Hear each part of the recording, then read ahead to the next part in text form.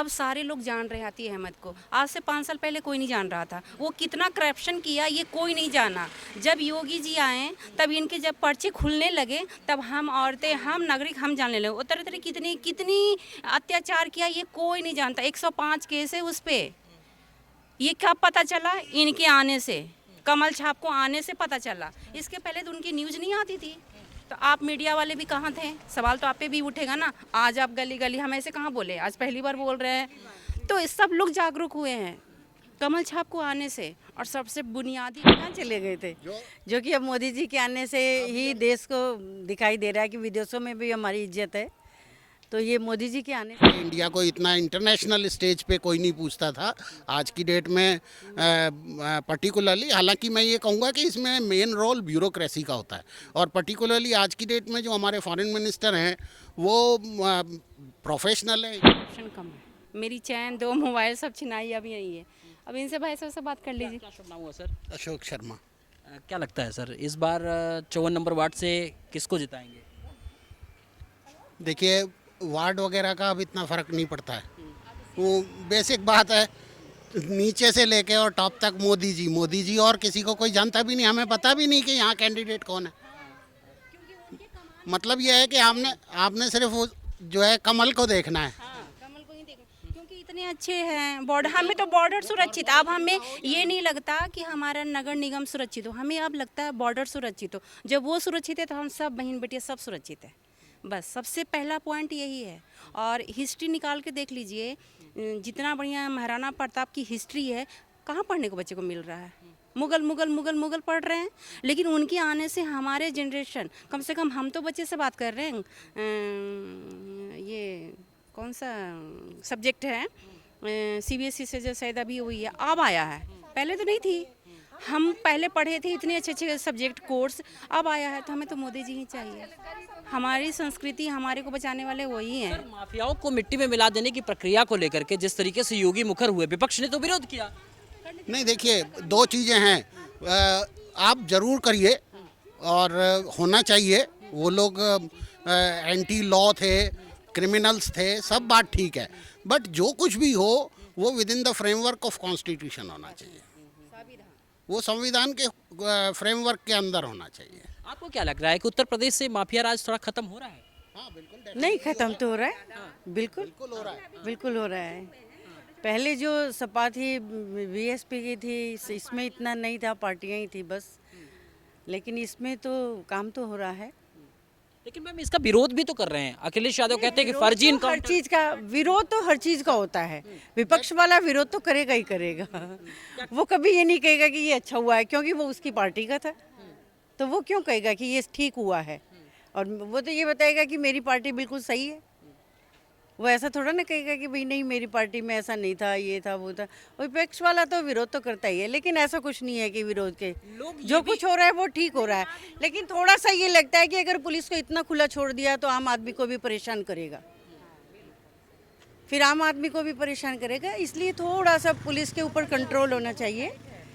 हाँ, ले लेता है, समझे ना। सबसे, हाँ, सबसे चीज़ें रूल तो ये प्रशासन पे ही डिपेंड है। जब तक आप DM आदेश नहीं देगा, हम नागरिक नहीं बात मानेंगे। स्कूल हो, गली हो, मोहल्ला, उनकी आदेश आ जाता है, तुरंत सडनली फॉलो करने लगते हैं। तो इसी तरह वोट तो उन्हीं को पड़ेगा, कमल छाप पे। एक चीज और मैं ये जानना चाह रहा हूँ सर, कि जिस तरीके से ये आरोप लग रहा था कि किसी विशेष धर्म को टारगेट करके ये सब सारी कार्रवाई हो रही है। नहीं, ऐसा नहीं है। वो सभी लोग क्रिमिनल्स हैं, प्रोक्लेम्ड क्रिमिनल्स हैं। इसमें तो कोई दो राय होनी भी नहीं चाहिए। वो लोग प्रोक्लेम्ड ऑफेंडर्स हैं, प्रोक्लेम्ड क्रिमिनल्स हैं। और उन्होंने भी जो है बहुत लोगों को सताया है। ये सब चीज़ ठीक है, लेकिन उनका जो इलाज हो रहा है ना, वो इलाज जो है it should be with in the framework of constitution. इतना ज़रूर है। अच्छा मैम, एक चीज़ मैं आपसे और जानना चाहता हूँ, क्योंकि अब ये समझ में आने लगा है कि लोग टीवी देखते हैं, लोग सही और गलत समझने लगे हैं।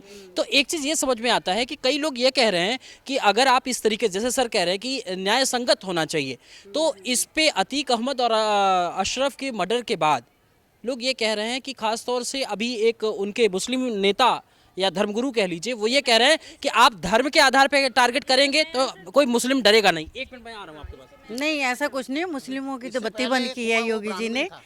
इससे पहले एक हुआ था, वो ब्राह्मण था। ये जो अति अहमद था, अब सारे लोग जान रहे हैं अति अहमद को। आज से 5 साल पहले कोई नहीं जान रहा था। वो कितना करप्शन किया ये कोई नहीं जाना। जब योगी जी आए तब इनके जब पर्चे खुलने लगे तब हम औरतें, हम नागरिक, हम जानने लगे। उतर उतर कितनी कितनी अत्याचार किया ये कोई नहीं जानता। 105 केस है उस पर। ये कब पता चला? इनके आने से, कमल छाप को आने से पता चला। इसके पहले तो उनकी न्यूज़ नहीं आती थी। तो आप मीडिया वाले भी कहाँ थे? सवाल तो आप पे भी उठेगा ना। आज आप गली गली हम ऐसे कहाँ बोले? आज पहली बार बोल रहे हैं। तो इस सब लोग जागरूक हुए हैं कमल छाप को आने से। और सबसे बुनियादी बात है कि हमारी संस्कृति अब उत्पन्न हो रही है। कल्चर ही खराब हो गया है। बिहार की कल्चर साड़ी थी, यूपी का कल्चर इतना बढ़िया था, राजस्थान का कल्चर सारा कहाँ है? नहीं है। हाँ, आपके माध्यम से मैं एक संदेश सरकार को पहुंचाना चाहती हूँ। रोड चौड़ी हो रही है, बहुत अच्छी बात है, लेकिन हमारे नदियाँ बहुत छोटी हो रही है। सरकार के इस पे भी ध्यान देना पड़ेगा। अब पहले के गांव में हम जाते थे, रोड के किनारे दोनों साइड नदियाँ होती थी, छोटी छोटी पानियाँ होती थी। आज वो नहीं है। सरकार को बनाना पड़ेगा नदियाँ। अब सिर्फ गंगा जी बच रही हैं, नदियाँ हैं ही नहीं है। और हम लोग ये करवा रहे हैं रोड चौड़ी, 6 लाइन, कितने लाइन हो रहे हैं सर? 4 लाइन। इसकी वजह से हमारी नदियाँ हैं ही नहीं।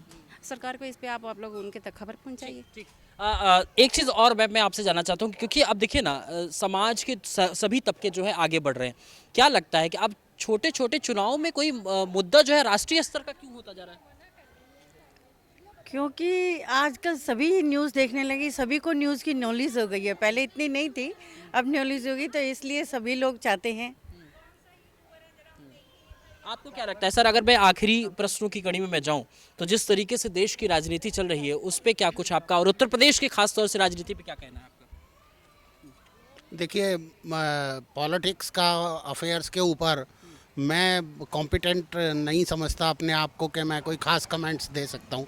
बट थिंग्स आर बेटर, ये तो कह सकता हूँ मैं कि पहले से बेटर है। Particularly law and order situation बहुत अच्छी है। सर उसी पे तो सवाल उठ गए। विपक्ष ने कहा कि जिस तरीके से अतीक अहमद पे हमला हुआ, वो तो विपक्ष का काम है। विपक्ष का काम है विरोध करना, बाकी ऐसा कुछ नहीं है। ये कोर्ट ने ऑलरेडी लाइफ इम्प्रिजनमेंट किया हुआ था। उसके बाद वो उसको पुलिस कस्टडी में जो है जो कुछ हुआ वो पुलिस पे सवाल उठा सकता है। और अगर अब पुलिस की ये पोजीशन है हमारे यहाँ की, तो next may be you, may be I. नहीं, इसीलिए तो सर दूसरी बार अगर योगी को मौका मिला तो इसी पे मिला था ना कि न्यायिक व्यवस्था इनकी ठीक है, पुलिस प्रशासन ठीक है। क्या कहेंगे आप? पुलिस को इतना ज़्यादा फ्री हैंड नहीं देना चाहिए। और पुलिस कस्टडी में जो आदमी ऑलरेडी जो है लाइफ इम्प्रिजनमेंट भुगत रहा था और पुलिस कस्टडी में था, फिर उसके साथ जो है ये ऐसा हो जाना, ये तो लॉ एंड ऑर्डर पे पर्टिकुलर ये इंस्टेंस तो है, ये तो गलत है। यूपी से डर खत्म हो रहा है माफियाओं से? हाँ, बिल्कुल बिल्कुल बहुत फर्क है। लेकिन ये है कि 12 बजे यहाँ लेडीज घूमती हैं, लेडीज घूमती हैं। पहले तो आदमियों को डर लगता था। मुख्तार अंसारी को भी 10 साल की सजा सुना दी गई। क्या सुना दी गई है, बिल्कुल ठीक है। वो तो कोर्ट का प्रोसेस है सर, उसमें क्या कर सकता है? उसमें पॉलिटिक्स नहीं और नॉन पॉलिटिक्स का कोई मतलब नहीं। That is the court and everybody has to honour the verdict of the court. तो उसमें ये भी हो सकता है ना सर कि जैसे कि आरोप लगता है कि सीबीआई और ईडी का प्रयोग जो है सरकार कर रही है सर ऐसे ही, तो ये भी लग जाएगा ना किसी धर्म पे टारगेट, क्या बदमाश और दूसरे धर्म का इसमें वो ऑलरेडी जो है सभी लोग प्रोक्लेम्ड क्रिमिनल्स हैं, फिर इसमें धर्म कहाँ से आ गया? और अब से पहले हिंदू भी जो है कितने ही हुए हैं। मैं नाम किसी का क्या लेना, उसमें ब्राह्मण भी था, अभी इनसे पहले हुआ, उसके साथ भी जो कुछ हुआ सब जानते हैं। तो वो तो ब्राह्मण था, वो तो नहीं था मुस्लिम। आप उत्तर प्रदेश की रहने वाली हैं, तो आखिरी में अगर हम जानना चाहें तो ओवरऑल आप क्या कहेंगी कि सरकारें किस तरीके से काम कर रही हैं? नहीं, सरकार तो बेटर काम कर रही है पहले से, तो बहुत बेटर कर रही है पहले, बहुत बढ़िया कर रही है। पे जाएं तो हमारी जो है डिप्लोमेसी बहुत बढ़िया चल रही है। पहले इंडिया को इतना इंटरनेशनल स्टेज पे कोई नहीं पूछता था। आज की डेट में पर्टिकुलरली, हालांकि मैं ये कहूँगा कि इसमें मेन रोल ब्यूरोक्रेसी का होता है। और पर्टिकुलरली आज की डेट में जो हमारे फॉरेन मिनिस्टर हैं वो प्रोफेशनल है। He himself is a very पहले ब्यूरोक्रेसी कहाँ चले गए थे, जो कि अब मोदी जी के आने से ही देश को दिखाई दे रहा है कि विदेशों में भी हमारी इज्जत है। तो ये मोदी जी के आने से ही हुई है। डिप्लोमेसी डिफेंस ये काफ़ी कॉम्प्लिकेटेड सब्जेक्ट हैं, इसको सड़क पे खड़े होकर ना कोई डिस्कस कर सकता है। लेकिन हमारे जो है फॉरेन अफेयर्स जो देख रहे हैं वो बिल्कुल he is very competent and very able. वो नो क्वेश्चन कि बहुत ही काबिल जो है वो ब्यूरोक्रेट रहे हैं। वो फॉरेन सेक्रेटरी रहे, फिर फॉरेन मिनिस्टर हैं अब तो वो अपने सब्जेक्ट की अथॉरिटी हैं। माफियाओं पे जिस तरीके से कार्रवाई हो रही है, क्या लग रहा है कि 2024 का जो चुनाव आएगा उत्तर प्रदेश में कुछ फायदा होगा क्या बीजेपी को कितने फायदे की ज़रूरत है? ऑलरेडी 300 350 हैं, इतनी अभी भी आ जाएंगी। कुल मिलाकर के लोगों की जो राय है और ख़ास तौर से उत्तर प्रदेश में जिस तरीके से माफियाओं पर सिकंजा कसा जा रहा है उस पर लोगों की जो राय आपने सुनी, और भी इसी तरीके की प्रक्रिया हम आप तक पहुंचाने की कोशिश करेंगे। कैमरा सहयोगी सोमनाथ सिंह के साथ आशीष तिवारी, द फ्रंट न्यूज़।